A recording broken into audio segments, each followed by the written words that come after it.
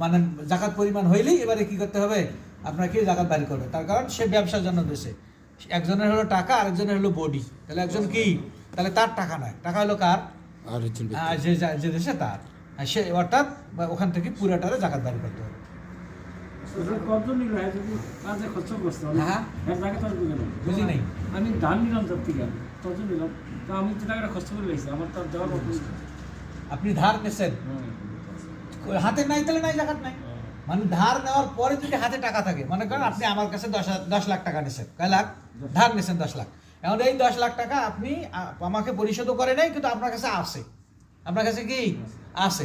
আপনি এখন ব্যবসা করেন অথবা কোনো কিছু করেন, তো যতদিন পর্যন্ত আমার কাছে পরিশোধ করেন নাই, আপনাকেও জাকাত দিতে হবে, আমাকেও কি জাকাত দিতে হবে। তার কারণ আমি টাকার মালিক। আবার আপনি কি ঋণ পরিশোধের এখন টাইম আসে নাই, কি আসে নাই, আপনি ব্যবসা করতেছেন, আপনাকেও টাকা দিতে হবে। আর যদি বলেন করজ নিয়ে খায়া ফেলছি, তা টাকাতেও টাকাই নেই, জাকাত কিসের, টাকাই নেই, তা জাকাত নেই।